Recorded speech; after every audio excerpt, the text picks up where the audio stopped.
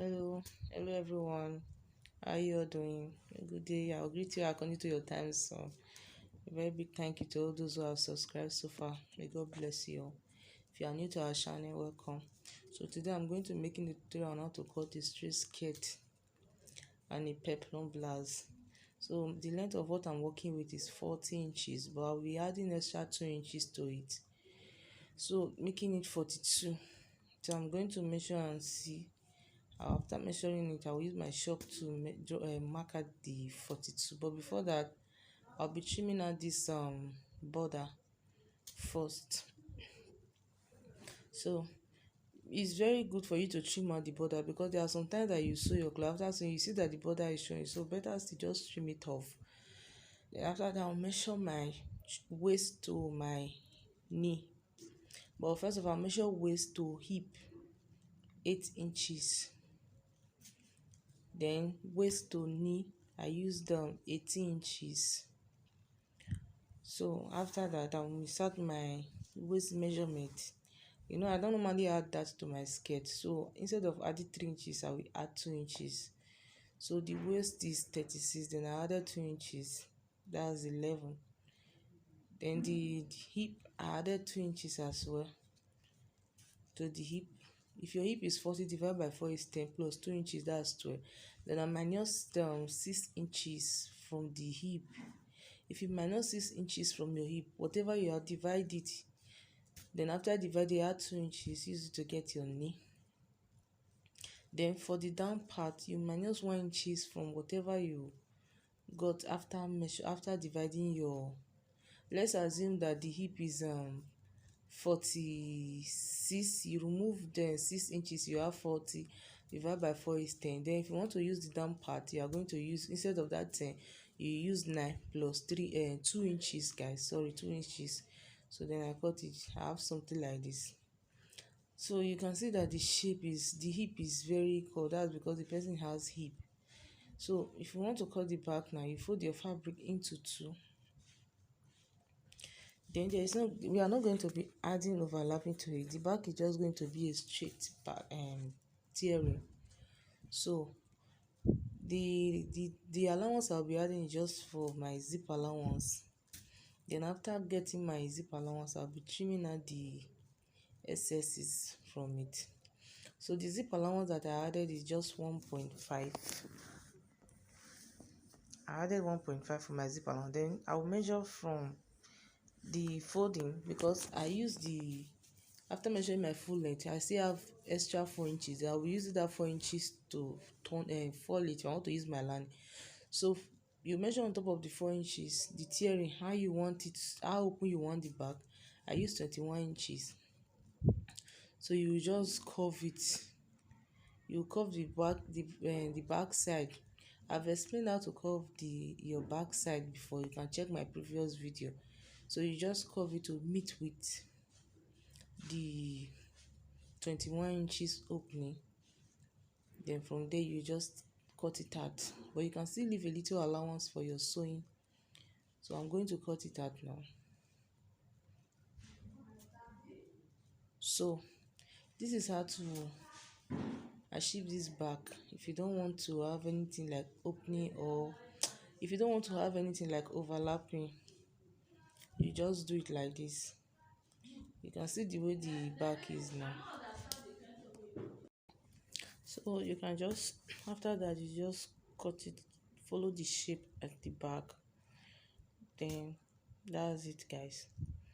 Then the next thing you do is to cut the side now. You follow the same shape for the front to cut out the side. So you can see the way I cut the back now. So I'm going to cut the side now. So after cutting, the skirt part is ready. So the next thing is to cut our top. So for the off shoulder, if you want to cut your off shoulder, you check your folding if it's enough for your bust circumference. And I'm going to be cutting it off shoulder bust there. So what I will do is to cut out the border as well. So after cutting out the border area, I'm going to be measuring my half cut now. So I will remove 4 inches for the off shoulder.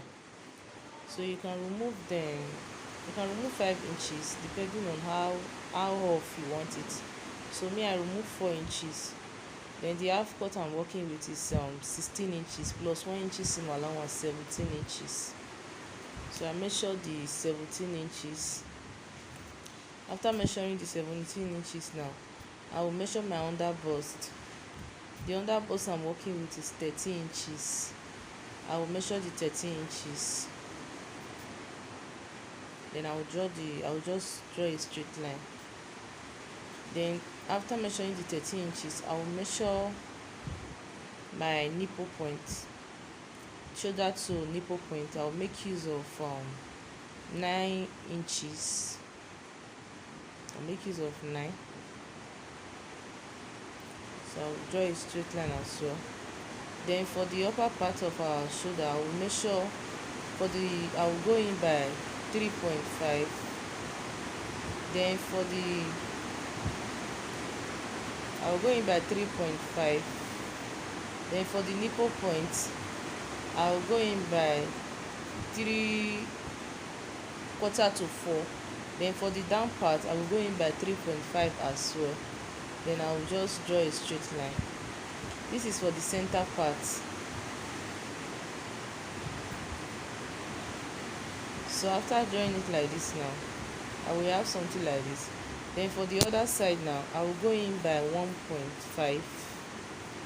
Then on the nipple point, I will go up by 1 inches, then come down by 1 inches, so that I can get a very nice curve. Then the under bust area, please always ensure that you make yours to be curved. Then I will go in by 1.5 as well. Then I will curve it to meet with the 1 inches. Then I'll use the 1.5, draw it down. So this is how I normally draw my off shoulder bust area, though I normally use different pattern. So but this is one of it. So I will cut it now before I will place it on top to insert my bust measurement. I'm sorry guys, it's raining here, so the noise, there might be a little bit noise. Please just bear with us. So I will just cut it out like this now. So you can see the way it is. Just try it out and give us your feedback. So after cutting it now, I will place the front part now, the center part. I will place it on top like this, so that I can insert my bust measurement. So if I want to insert my bust measurement, first of all, I will place my tape now, remove the 4 inches, then go in by 7.5 for this armhole measurement. It does not have sleeve, so I don't want the armhole to be too deep, so I use 7.5. Then for the shoulder, the neck, the width of the neck, I will use 7 inches. Then I will connect it now. I will insert my bust measurement, then after that I will connect it. The bust measurement I'm working with is 38 inches, 9.5 plus 3 inches. Then I will connect it to meet with I'll connect the 7 inches now to meet with the bust measurement. So I will insert my waist measurement now. So the waist measurement you are divided by 4 plus 3 inches. That's what you are going to do to yours. So the waist measurement I'm working with is 34, divided by 4 is 8.5. I will add 3 inches to it.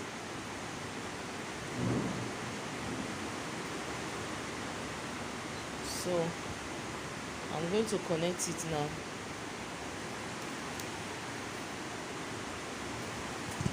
So after connecting it, I will cut it out more. I'm going to connect it, then cut the half cut. Don't mind me guys. So this is for the front part now. So you can see the way the front part look now. So the next thing I will do is to cut the back. I'm going to use it now to cut out the back. So that's it. So the fabric is skewed, so I'm trying to straighten it. Then if I want to cut out the back, I will trim my down part so that it will be straight. Then I'll place the front part now. I'll place it on top. Add my zip allowance to it. Then after adding my zip allowance, the next thing is to cut the exact thing that is there. But you have to lap it the way you lap the front part. You have to lap it the way I lap mine now, so that you not add excess to your back part. So you cut it out now. So the zip allowance I make use of 1.5. So you can make use of 1 inches or 2 inches. I made use of 1.5. So you are going to cut exactly what's in the front part now. So after doing that, I'm going to open the back, but I normally remove a little from the back so that there will be no excesses when I'm fixing the zip. So I just remove a little. So that's it, guys. You can see the back, but the back part of this dress is going to be a V back. So don't forget we remove 4 for our off shoulder. So I'm going to deepen it by 8 inches. So you just draw it from that neck width. You just draw it like this now to achieve your V back. So I'm going to cut after drawing it. So after cutting I have something like this. You can see the way the back is now. So the dart I will not be cutting it. Is after using my lining to turn it before I will measure the dart. So the next thing is to cut our zero flay. So if I want to cut, the way I normally cut my zero flay, I will calculate what I'm looking for. If it's 10 inches that I'm looking for, I might add 7 inches to it if I need printing, or 8 inches, making it 18 inches. I will fold the fabric to be 18 inches like this now. Then I will fold it again 18 inches. That's how I normally achieve my zero flay if I want to calculate it. So after folding it like this now, I'm going to use whatever that I need now to get my round waist circumference. That's what I'm going to do. So don't forget it's 2 zero flay. The first zero flay that I used, the first one is 10, while the second one I made use of 8 inches. Both the sewing and the joining I made use of 8 inches. I did not add any excess to it. I just made use of 8 inches. Then this is how I normally connect my zero flay. Then I will check now and see if it's enough. So I will check and see if it's enough. I'm going to mark it all around now. My 10 inches that I'm looking for, I'll mark it all around. So this is how I normally achieve my zero flay. I've done a previous video on how to cut a zero flay. I think something like that. Just check my previous video, you see it there. Then I'll mark it all around now. Then after marking it, I'll cut it. I'm going to cut it out. So this is it, guys. After cutting now, I'm going to be cutting the other zero flay. So I'm going to be cutting the other zero flay now. I'll make a notch so that I'll know where the 4 midpoint is.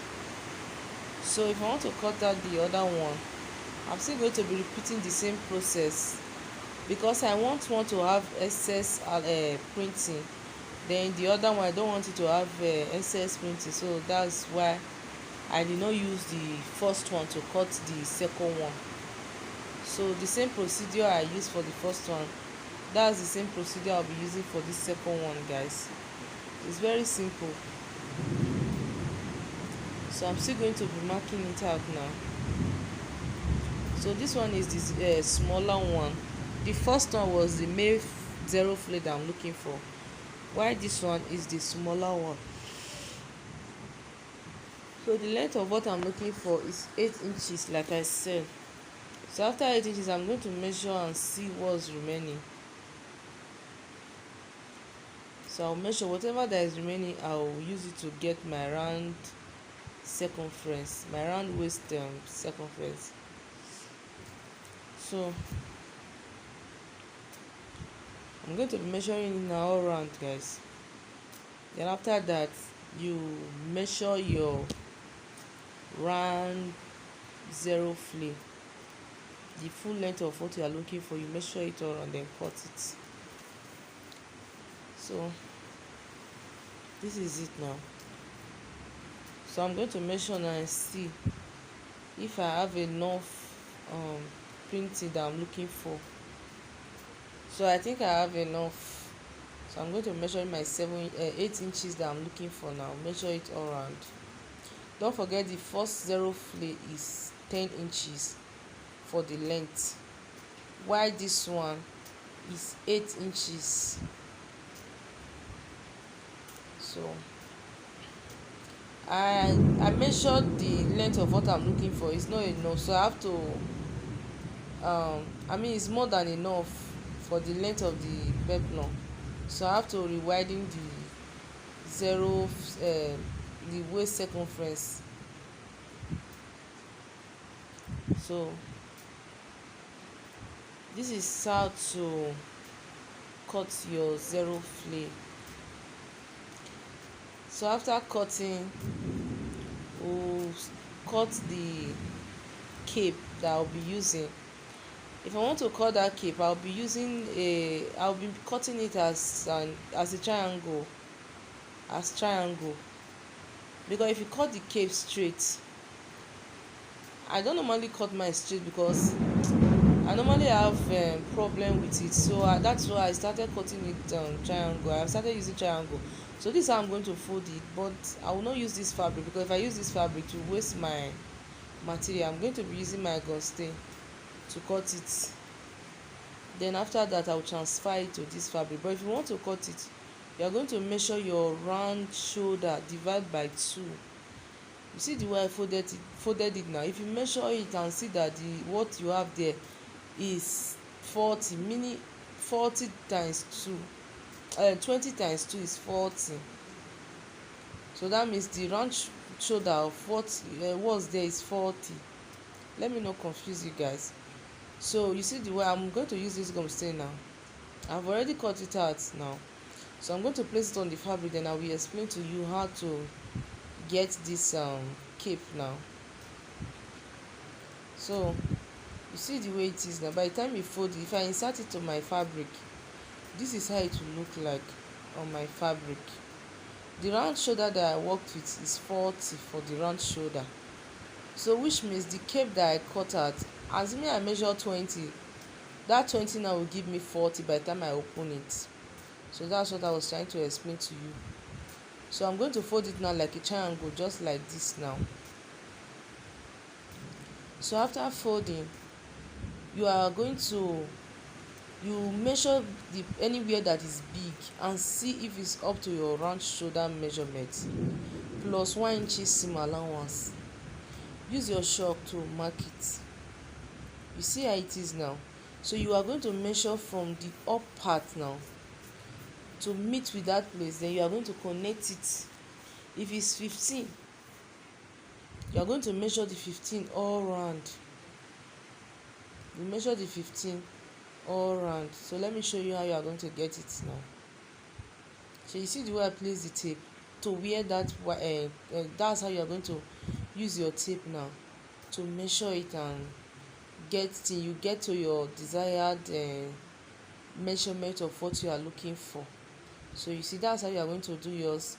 Then after getting the neck, the shoulder with your round shoulder measurement, sorry guys, after getting your round shoulder measurement, you use your chalk now to draw it out. Then you measure the length of your cape that you want. You can make use of 4 inches, you can make use of 5 inches. So plus your sewing allowance for your cape. So you are going to cut it out now. Then I'm going to iron this gum stain. I'll still be ironing it to the cloth now so that we have weight. So I'm going to cut it out. That's it. That's how to cut your cape for your peplum blouse. So it's very simple. Just try it out. So the next thing I'll show you now, the sleeve, I told you before that there will be no sleeve, but meanwhile you still be cutting out your normal sleeve of 2 inches for the wideness. Then let's say the length of 11 inches or 12 inches, but I will advise you use either 10 inches or 11 inches for the length. If you use 14 inches for your front neck width measurement, or you can divide it and see what you are going to be using for it. So I will just make a little slanting. So the place that I slant now, this place that I slant will be for the joining of the shoulder. The slanting part will be for the joining of the shoulder, while the down part that is wide will be for your round armhole side, so that it will enable us to fix our cape on top. So you are not going to be turning the neck of the front and the back as well. So this is how you are going to achieve your blouse. So we have come to the end of today's tutorial, guys. Thank you very much. If you are new to our channel, welcome, and please, if you have not subscribed, please try and subscribe. Click on the notification bell.